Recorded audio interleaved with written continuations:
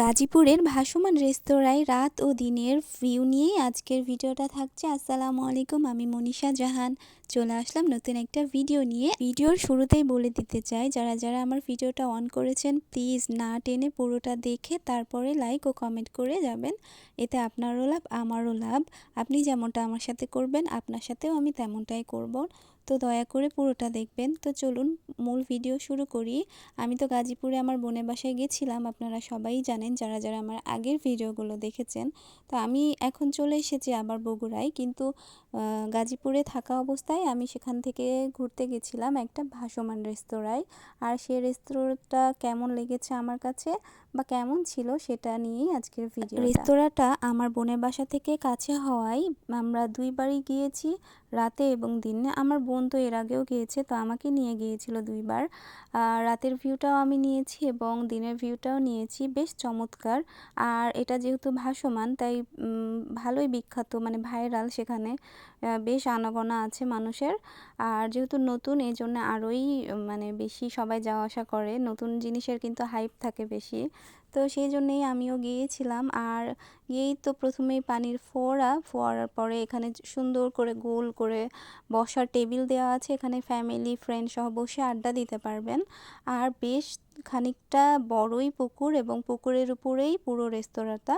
আর ছোট্ট ছোট্ট কুটির করে দেওয়া আছে, আপনি নিজের পার্সোনাল মানুষকে নিয়ে যেয়ে আলাদা স্পেন্ড করতে পারবেন টাইম, ফ্যামিলি নিয়ে যেতে পারবেন। বেশ চমৎকার লেগেছে আমার কাছে। এই যে আর এখানে বড় করে পিকনিকও করতে পারবেন সেরকমও জায়গা ছিল, মানে কনভেনশন হলের মতো। আর একপাশে ছিল তাদের রান্নার ঘর। আর একদম শেষ প্রান্তে ছিল পুকুরের সাথে একটা দোলনা দেওয়া ছিল, সেখানে চাইলে আপনি দোলে করতে পারবেন। আমি এক নজরে দেখাই দিলাম। আর এইটা হচ্ছে শেষ প্রান্ত, যেখানে একটা এই যে দোলনা ছিল, তা আমি আমার ভাগ্নি আর ভাগ্নির বান্ধবী মিলে একটু দোলে খাচ্ছিলাম। তারপরে আমরা আবার রেস্তোরাঁয় ফিরে আসি। আর রেস্তোরাঁর মেন আকর্ষণ এই যেখানে একটা বড় লাভ সেভ করে দেওয়া ছিল, সেখানে গিয়ে আমি ভিডিও করলাম অনেকটা। আর নামটাই তো বলা হয়নি, এটা হচ্ছে লবঙ্গ ফুড পার্ক। যারা গাজীপুরে আছে তারা হয়তো চিনতে পারবে, আমার মনে হয় না আমার কোনো সাবস্ক্রাইবার আছে যাদের বাসা গাজীপুর, থাকলে অবশ্যই জানাবেন। আর যারা যারা আমাকে সাবস্ক্রাইব করেছেন তাদেরকে অসংখ্য ধন্যবাদ, যারা লাইক কমেন্ট করেন এবং ফুল ওয়াচ করেন।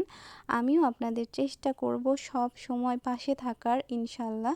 আমি যাদেরকে সাবস্ক্রাইব করে বন্ধু করে নিয়েছি এবং যাদের ভিডিও অন করি তাদেরটা পুরোটা দেখেই তারপরে ফিরে আসি। তো এই যে এখানে বসে আমি একটু ভিডিও করে নিলাম এবং আমরা সেখান থেকে বিদায় নিলাম। আর হ্যাঁ, আমাকে কেমন লাগছিল অবশ্যই কমেন্ট করে জানাবেন। তারপরে রাতের বেলা আমি শাড়ি পরে গিয়েছিলাম, যেহেতু আমার কাছে বেশ ভালো লেগেছিল। আর রাতে লাইটিং করা ছিল, পুরোটা লাইট দেওয়া ছিল, তো আমি ভাবলাম যে আরও বেশি ভালো লাগবে, তো শাড়ি পরে গেছিলাম। ভাবতেই পারেন যে এত ঠান্ডায়, আসলে গাজীপুরে কিন্তু তেমন ঠান্ডা ছিল না প্রথম প্রথম, পরের দিকে আবার ঠান্ডা পড়েছিল, মানে আমি আসার আগের দিন, আসার আগের কয়েকদিন ঠান্ডা ছিল, কিন্তু যাওয়ার পরে তেমন একটা ঠান্ডা ছিল না, সেই জন্যেই আমি শাড়ি পরে যেতে পেরেছিলাম। তবে ঠান্ডা যে একদমই লাগেনি তা না, বেশ বাতাস ছিল, এই জন্য আমরা বেশিক্ষণ স্টে করিনি, চলে এসেছি। খাওয়া দাওয়াও করিনি, রাতের বেলা বাতাস ছিল এই জন্য চলে এসেছি। ঠান্ডা তো লাগানো যাবে না, বেড়াতে যেয়ে যদি ঠান্ডা লাগায় তাহলে সমস্যা। তো আমি পুরোটা আরেকবার দেখাই দিই আপনাদেরকে।